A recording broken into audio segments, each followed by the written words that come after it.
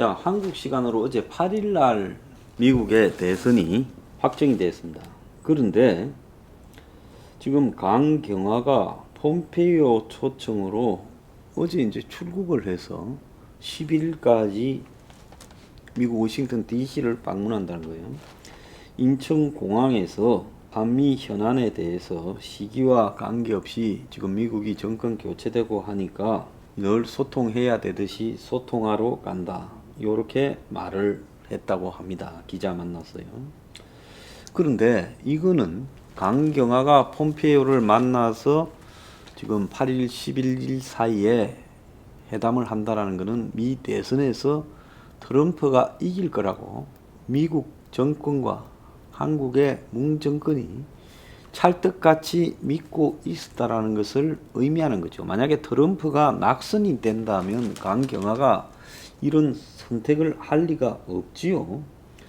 그래서 강경화가 지금 미국에 가서 떨어진 정권의 폼페이오 국무장관을 만나본들 도대체 무슨 의미가 있겠습니까? 의미가 없지요. 떨어진 사람 폼페이오가 1월 20일 날 그만두는데 미국에 보통 정권 교체가 되면요. 미국에는 4,000명이 자리가 바뀝니다. 임명직이요. 대통령이 임명하는 자리요. 자, 거기에 이제 나가는 사람들은 다 그냥 잠수를 타버리지요. 그런데 이제 특히 그런 게 심할 때 자주 있는 일이 아닌데 재선을 해가지고 나갈 때는 더 할 수 없어서 나갈 때는 오바마 같은 경우에는 2016년에 1월 달에 오바마가 8년을 했지 않습니까? 그래서 오바마가 8년을 하고 힐러리가 이겼다 하면 오바마 8년에 하던 사람들이 또 힐러리 거기에 그대로 달라붙겠지만은 이제 8년 하고 만약에 지게 될 때는 그 사람들이 또 나가서 다른 일을 해야 되잖아요. 그 일자리를 찾아요.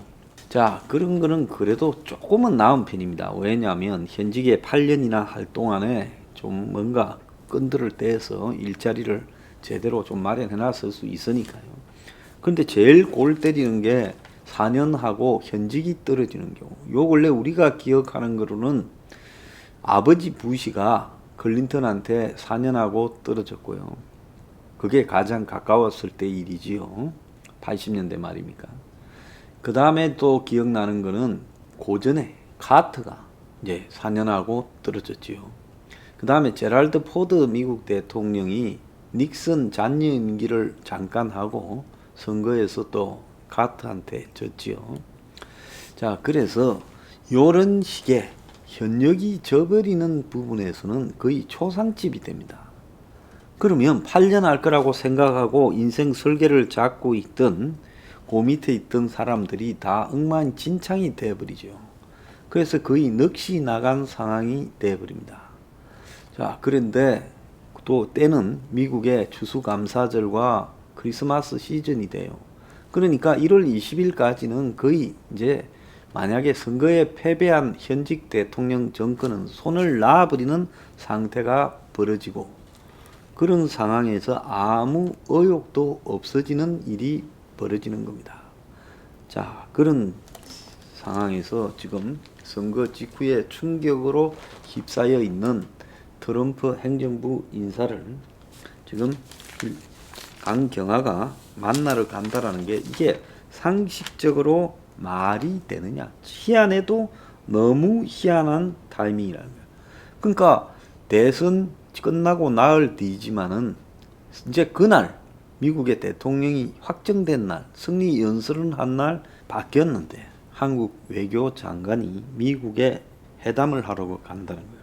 그냥 선거도 아니라 전쟁처럼 치른 선거의 후유증이 아직도 창창한데 문가리가 바이든에 대해서 직접 축하한다 말을 축전으로 보내지도 못하고 어제 트위터에다가 글을 올렸습니다. 바이든과 해리스를 향해 축하드린다. 우리 동맹은 강진역하고 한미 양국 간의 연대는 매우 견고하다. 우리 공동의 가치를 위해 두 분과 함께 일을 해나가기를 고대한다. 그래서 같이 갑시다라고 이렇게 썼어요. 자, 그런데 왜 문이 축전을 안 보내고 트위터에 올렸을까요? 이것도 좀 웃기지 않습니까? 자, 그런데 원래 약속은 떠날 준비를 이제 보따리 짐 싸고 있는 폼페이오하고 했을 거고, 만나러 가는 거는 지금 폼페이오를 만나러 가는데, 들리는 이야기로는 바이든 측 캠프 인사를 만날지에 지금 관심이 쏠리고 있다. 그래서 바이든 행정부에서 국무장관으로 지금 꼽히는 크리스 쿤스 민주당 상원의원, 국방부 장관으로 그런 데는 미셸 플러노이 이런 사람들을 만날 거다. 지금 이런 이야기들도 들리고 있습니다. 그러니까 외형으로는 폼페이오 만나가 그동안에 우리하고 고생했다, 밥 한 끼 살게 이러고, 뒤로는 이제 바이든 사람을 만나고 다닐 거다, 이런 이야기가 들리는데, 자, 이렇게 하는 게 양쪽에 다 불쾌하게 만들 수 있겠죠. 트럼프 입장에서는 아직 승복도 하지 않고 있는데 한국의 외교장관이 와서 폼페이오 장관 만나고 바이든 쪽에 쑤시고 다니면 이런 게 매우 웃기는 일이 될 수 있죠. 그래서 또 이제 막 당선이 확정된 바이든이 지금 한국이라는 미국의 입장에서 봤을 때 1순위는 아니에요. 지금 한국이 1순위가 아니라는 건 뭐 다 알고 있는 이야기지 않습니까? 2, 3순위밖에 안 되는 한국의 지금 외교 장관을, 그것도 실권도 없다고 소문이 난 사람을 미국에서 바이든 측 사람들이 만나줄 거냐?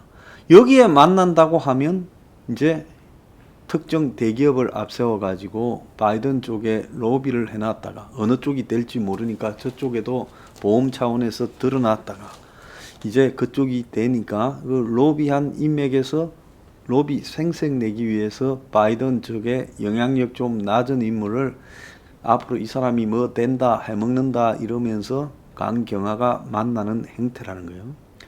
근데 세상에 러시아, 중국, 일본, 독일, 프랑스, 영국 같은 정상적인 나라 중에 누가 이따위 외교를 하겠습니까? 이런 초상집에 가서도 안 되고요. 그 다음에 잔치집에도 지금 양쪽에 눈치 보면서 성명 하나 제대로 내지 못하는 정권에서 그 집에 가서 또 만난다라는 것도 말이 안 되는 거죠. 지금 일본이나 독일이나 영국이나 이런 나라들은 다 바이든 축하한다고 공식 축전도 보냈습니다. 통화도 했어요. 자, 그러지도 못하고 있는 나라에서 강경화가 나선다라는 게 이게 말이 되냐라는 겁니다. 아래 한국에 코로나가 번졌을 때 강경화는요, 한국 국민들이 세계 곳곳에서 고립되고 지금 들어가지도 못하고 미아가 되고 있는데 뚜렷한 의제도 없이 외교장관 회담을 갖는다고 영국에 갔다가 영국에 가서 장관도 못 만나고 돌아왔지요. 자, 그리고 작년 6월 달에는 한국의 지금 상황이 굉장히 심각하게 돌아갈 때 지금 헝가리에 배 사고 나니까 그 배 사고 났다고 헝가리 가가지고 한참 있다 왔습니다. 그리고 이러다 보니까 외교 장관에 대해서 지금 정권 내에서는 도외시해서 지난번에 해수부 공무원 피살 사건에 대해서 외교 장관이 청와대 긴급회의에 초청받지도 못했지요. 그런데 그런 외교 장관이 문가리와는 밥을 45번 가장 많이 먹고 가장 신뢰한다고 하니 이것도 웃기는 겁니다. 자기들끼리 권력 내부의 이너서클에서는 따돌리면서 또 한편으로는 강경화가 지금 가장 문가리하고 밥을 많이 먹었다. 그런데 문이 아직까지도 지금 바이든한테 축전조차도 못 보내는 이런 상황에서 지금 정말로 웃기는 짓거리를 하고 있다. 볼 때 이런 생각이 드는 겁니다. 바이든은 지금 북한이 비핵화의 진전을 스스로 시킬 때에만 김정은을 만날 거다. 그래서 실무 협상에서 북한이 비핵화하겠다고 분명하게 이야기를 해가는 부분. 그래서 북한이 이렇게 다 한답니다라고 위에 실무 협상을 통해서 보고가 되었을 때야만이 지금 북한의 비핵화를 전제로만 김정은을 만나겠다. 그래서 비핵화 성과가 가능하다고 확신이 들 때만 만나고 지금까지 김정은을 살인적 독재자라고 부르면서 북한의 인권 문제를 해결하라고 더 이야기를 해왔다. 바이든 입장에서는 북한의 인권 문제를 민주당의 전통적 입장에서 매우 강하게 주장해 오고 있습니다. 북한이 지금 바이든의 초반에 ICBM을 쏴서 바이든을 자극시키는 가능성이 지금 있을 수 있어요.